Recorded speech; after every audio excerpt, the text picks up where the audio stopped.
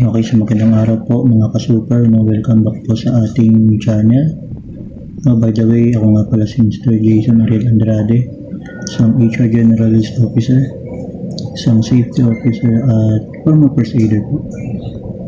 Kung bago ka pa lang sa ating channel, huwag kalimutan i-like, i-share at i-subscribe po at pindutin po natin yung notification bell para laging updated po tayo sa ating mga videos patungkol po sa mga trabaho, labor laws, HR tips, and also mga karapatan po ng mga manggagawa. Ngayon, pag-uusapan po natin ang isang napakahalagang topic, no? 5 illegal na ginagawa ng ilang employer na dapat mong malaman. Sa maraming empleyado ang hindi alam ang kanilang mga karapatan, kaya minsan ay natitiis nila ang mga bagay na hindi pala pinapayagan ng batas.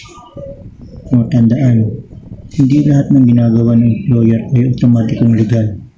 Parehong may karapatan at obligasyon ng employer at ang empleyado. So, simulan na po natin.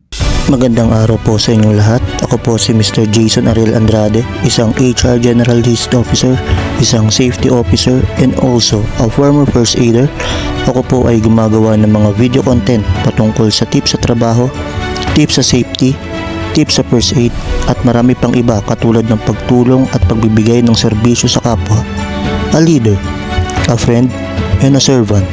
A proud member of Alpha Phi Omega Fraternity, samahan niyo po ako sa isang makabuluhang talakayan.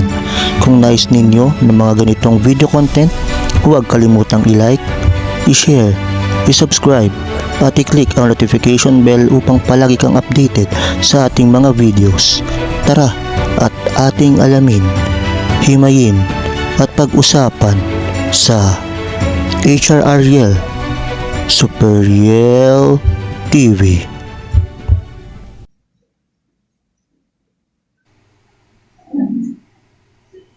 Number 1, hindi pagbabayad ng tamang sahod.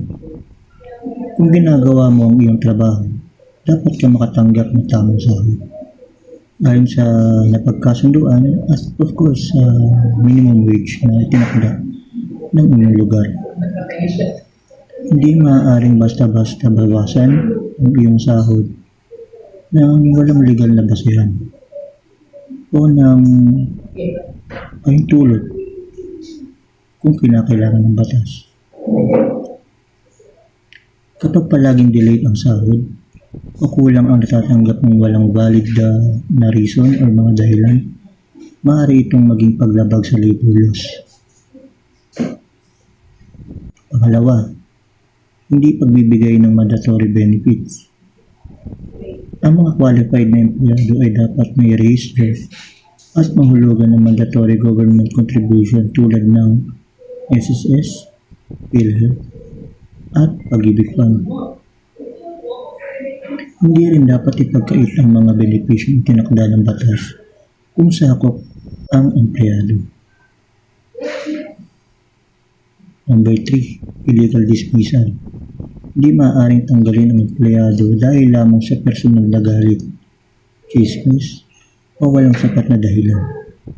Sa ilalim ng batas, kailangan ang number 1, valid o authorized cause, at syempre, due process.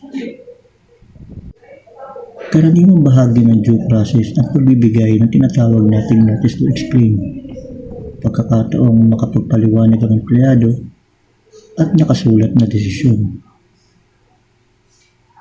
Pang-apat, hindi pagbibigay ng final pay at certificate of employment.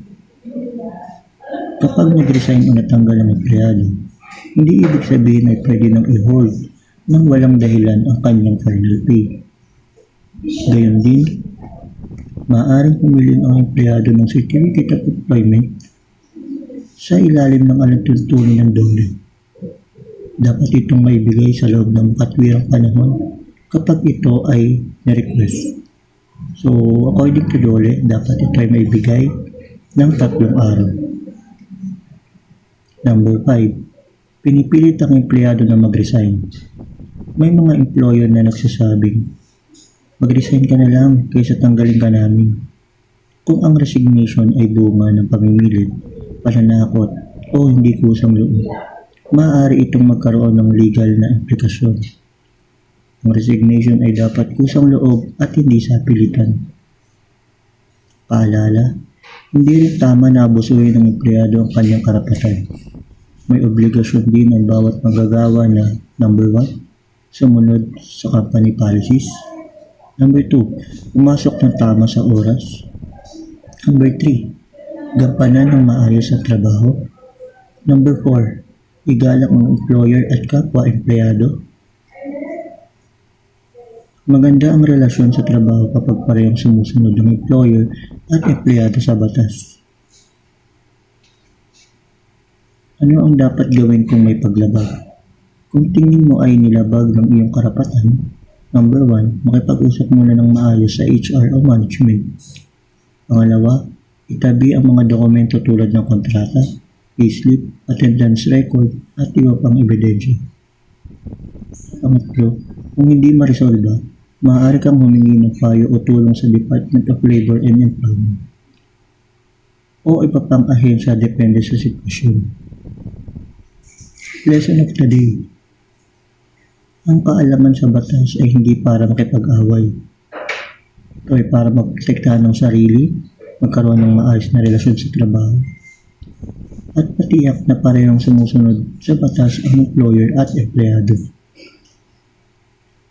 Kasabihan, ang empleyadong alam ang kanyang karapatan ay mas may kumpiyansa. Ang employer na sumusunod sa batas ay mas iginagalang.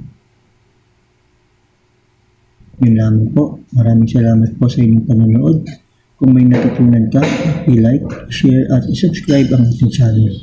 Mag-comment din sa baba kung ano pang gusto mong susunod natin pag-usapan. Again, ako nga pala si Mr. Jason Ariel Andrade, HR Generalist Officer, Safety Officer at former First Aider. Another HR tips, another day. Maraming salamat po at God bless po sa ating lahat.